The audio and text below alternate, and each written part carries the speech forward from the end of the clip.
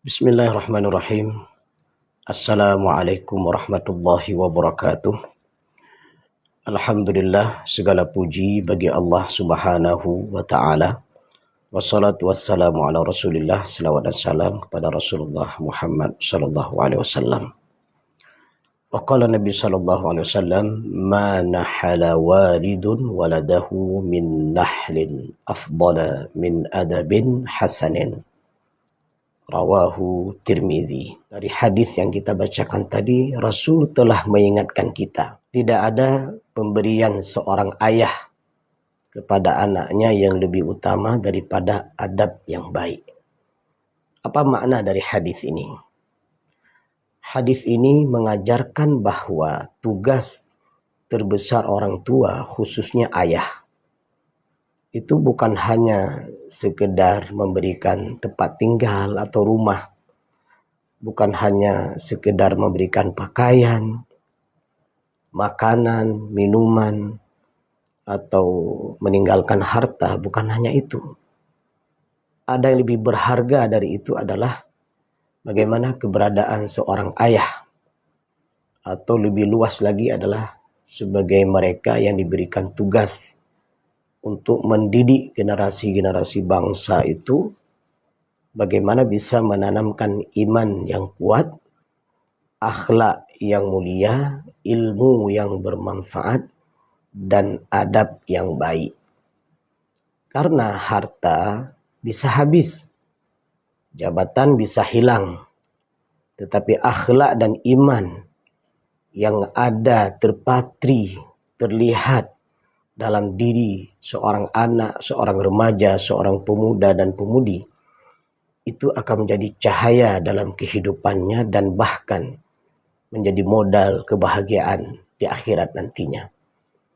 Inilah yang akan kita bahas pada kesempatan berbahagia ini dengan sebuah harapan. Anak-anak didik kita, anak-anak remaja kita, para pemuda dan pemudi kita, itu mereka menjadi kader-kader terbaik. Paling kurang dari hadis ini kita mengambil 4 pelajaran penting dalam mentransfer adab menjadi perilaku yang mulia bagi mereka dan menjadi pemuda, pemudi, kader-kader terbaik. Yang pertama adalah yang harus kita wariskan dan ditanamkan kepada anak-anak, para remaja, para pemuda dan pemudi ini adalah iman yang kokoh. Seorang ayah dalam sebuah keluarga menanamkan kekuatan tauhid kepada anaknya dan keluarganya. Cinta kepada Allah, cinta kepada Rasulullah, dan yakin adanya kehidupan hari akhirat. Tauhid yang baik akan membuat dia tahan banting daripada serangan orang-orang liberalisme, pluralisme, dan berbagai macam paham-paham yang salah yang itu menggerogoti pola pikir anak-anak kita hari ini. Maka tauhid yang benar yang dia miliki, dia tidak akan terpengaruh oleh paham apapun, oleh bentuk aliran apapun yang salah. Itu tidak akan mempengaruhi pola kehidupannya ketika dia memiliki iman dan tauhid yang kuat. Lihatlah, salah satu fenomena yang sangat memalukan dan memilukan kita hari ini adalah banyak anak-anak kita, para remaja, para pemuda dan pemudi itu mereka tidak sholat. Nah, ini fenomena terbesar. Karena iman yang bagus, iman yang mantap dimiliki oleh seorang anak, seorang pemuda dan pemudi, para remaja, itu terlihat dari sholatnya. Ketika mereka berani meninggalkan sholat, berarti imannya hilang. Dalam banyak hadis-hadis sahih itu disebutkan, yang membedakan antara mukmin dengan kafir, itu sholat. Kalau dia meninggalkan sholat dengan sengaja, maka dia kafir yang nyata. Bahkan ada hal yang cukup menarik dalam perjalanan kehidupan kita. Kalau ada orang yang mengatakan dirinya mukmin, dirinya mengatakan muslim, dia kok berani meninggalkan sholat? Kalau kita tanyakan kepada dia, kenapa kamu meninggalkan sholat? Saya sibuk. Sibuk kalau bagi mereka yang bekerja. Saya tidak punya waktu karena sibuk ngobrol, bercerita dengan teman-temannya.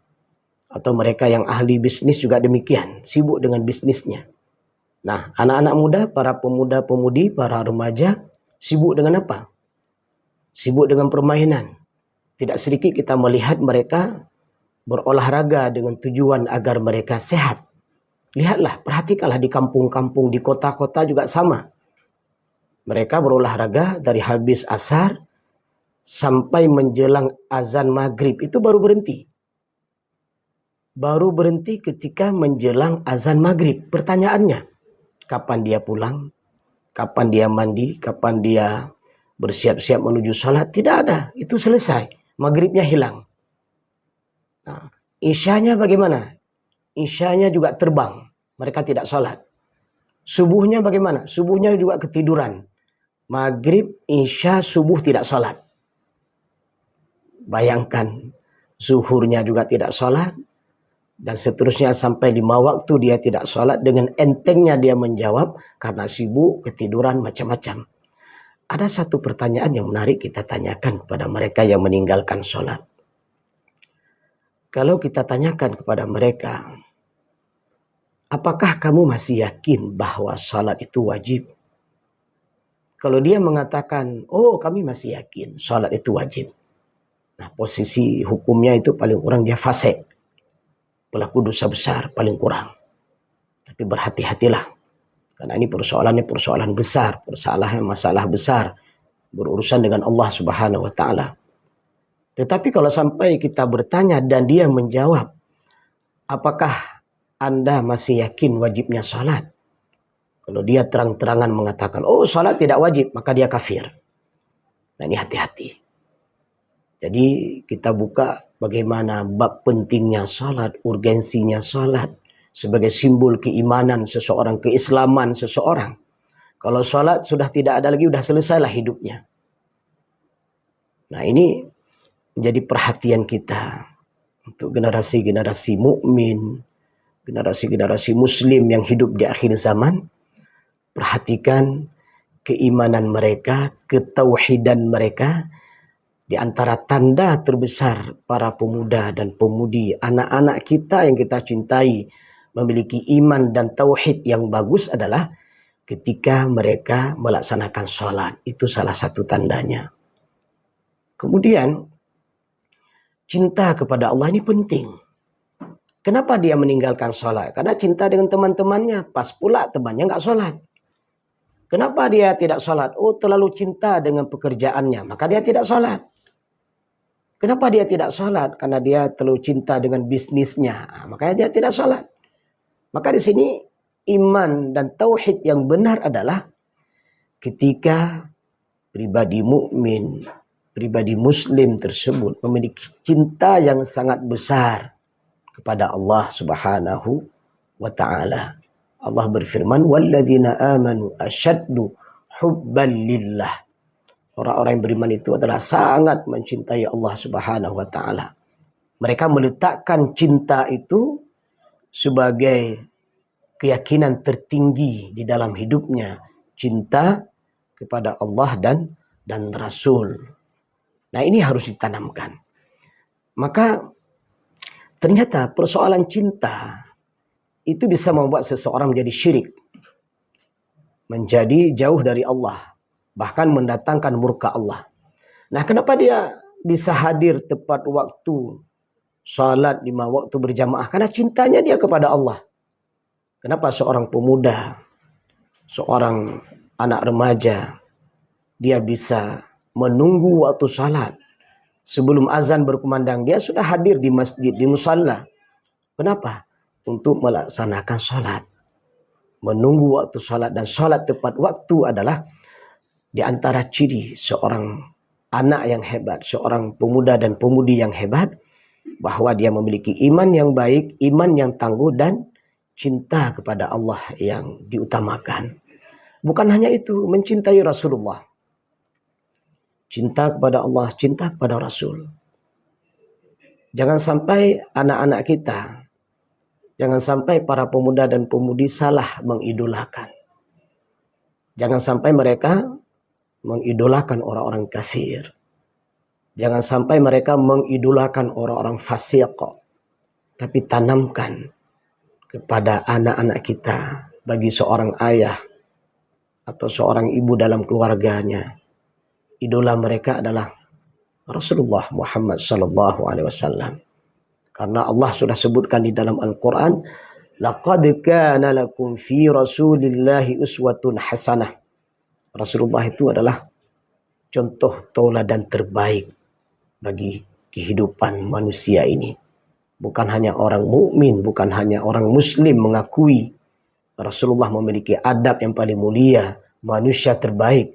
Hatta orang kafir pun dalam sebuah buku 100 tokoh hebat, mereka mengakui bahwa Muhammad sallallahu alaihi wasallam adalah tokoh terhebat di dunia. Itu pengakuan orang kafir. Allah sendiri memuji Rasulullah, wa innaka la'ala khuluqin azim. Maka hari ini bagaimana kisah Rasulullah, kehidupan Rasulullah, keseharian Rasulullah itu kita sampaikan, kita ceritakan kepada anak-anak kita, anak didik kita, para remaja, para pemuda, para pemudi.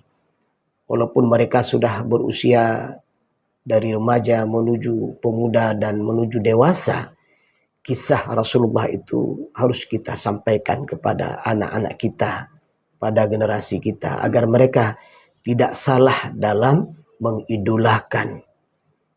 Bukankah Rasulullah termasuk hamba Allah yang akan bisa nantinya di hari akhirat memberikan syafaat? Semua nabi menghadap kepada Nabi Muhammad sallallahu alaihi wasallam untuk bisa mendapatkan syafaat dari beliau. Rasulullah Muhammad sallallahu alaihi wasallam nabi yang diizinkan di hari akhirat nanti untuk memberikan syafaat. Nah, kita sebagai umat Nabi Muhammad sallallahu alaihi wasallam yang kita merindukan di hari akhirat nanti, kita termasuk di antara umat Nabi Muhammad yang akan mendapatkan syafaat dari Rasulullah. Pertanyaannya adalah, apa kita mengidolakan Rasulullah? Apa kita mencintai Rasulullah? Apa kita mengamalkan sunnah dari Rasulullah Muhammad sallallahu alaihi wasallam? Kalau iya, maka insya Allah kita di antara umatnya yang akan mendapatkan syafaat di hari akhirat nantinya.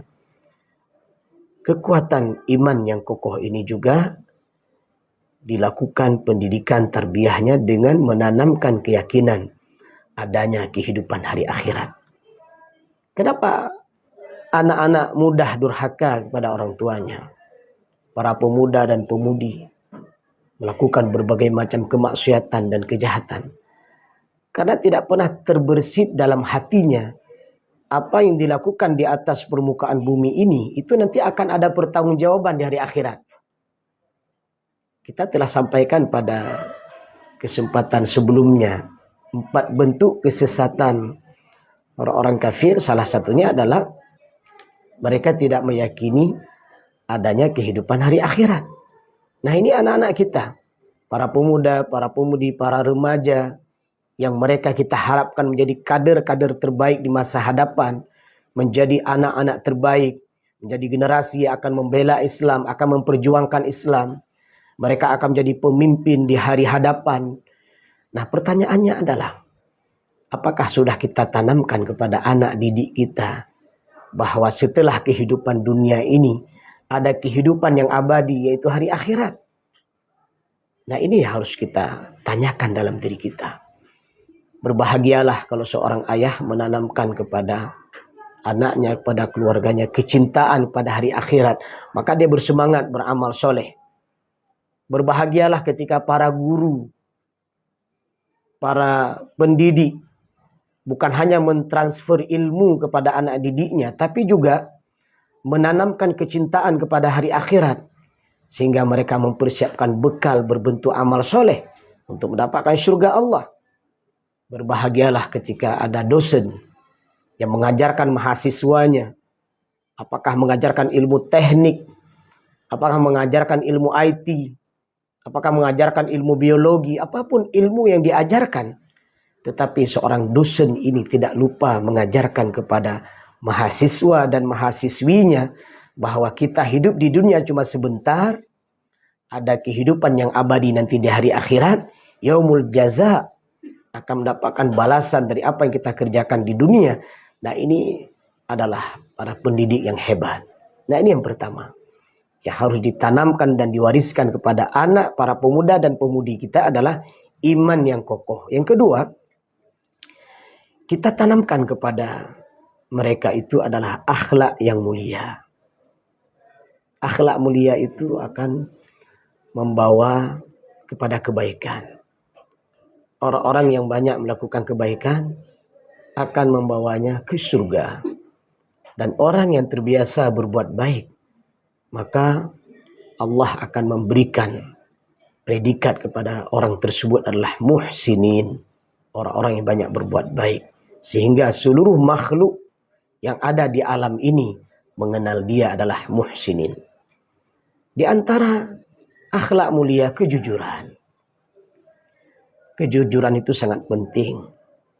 Seorang anak, seorang remaja, pemuda dan pemudi yang jujur, itu akan disayang oleh orang tuanya. Kenapa? Karena dia jujur. Akan disayang oleh gurunya. Bahkan ketika seorang pemuda dan pemudi ini bekerja di sebuah perusahaan, di sebuah lembaga, maka kejujuran ini akan mengantarkan dia kepada pangkat dan jabatan yang lebih baik. Ada pertanyaan sederhana. Kenapa terkadang seseorang yang terlihat punya keilmuan yang hebat, ya pakar dalam berbagai macam bidang ilmu, tapi akhirnya ditangkap dan masuk penjara, atau dia menjadi tersangka dan seterusnya? Kenapa? Karena kejujuran tidak ada. Maka kejujuran itu adalah intan yang paling mahal dan mutiara yang paling berharga. Rasulullah dikenal sebagai hamba Allah yang jujur, sehingga bukan hanya orang mukmin dan muslim percaya kepada Rasulullah, bahkan orang-orang kafir, orang-orang Yahudi pada saat itu juga mengenal Rasulullah itu adalah orang jujur. Maka kejujuran perlu ditanamkan kepada anak-anak kita. Kemudian kesabaran. Kesabaran ini penting agar mereka bisa melalui masa anak-anak, masa remaja, masa pemudanya dengan lebih baik. Kalau ada yang bertanya, apa ciri anak, remaja, dan pemuda yang sabar? Salah satu cirinya adalah tidak merokok. Apa cirinya? Tidak merokok. Kalau kita melihat anak, remaja, dan pemuda, apalagi pemudi ya, merokok, berarti dia bukan anak yang sabar. Dia tidak tahan banting, tidak tahan uji dengan godaan, dengan berbagai macam kemaksiatan. Anak yang sabar ini dia sabar, tidak bermaksiat. Salah satunya tidak merokok. Kemudian apalagi ciri mereka sabar? Tidak terlibat pergaulan bebas. Ada sebagian daripada pemuda dan pemudi, para remaja, menganggap pergaulan bebas itu keren. Padahal di mana kerennya? Ketika terjadi perzinahan yang menjadi korbannya perempuan, ya, pelakunya laki-laki, akhirnya apa?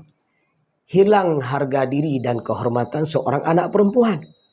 Malu dia dengan masyarakat, malu dia dengan orang tuanya, dan hilang masa depannya. Jadi di mana kerennya pacaran? Tidak ada. Justru pacaran itu bahasa Indonesia. Kalau bahasa Al-Quran itu zina. Ya, ada zina kaki melangkahkan ke tempat yang haram.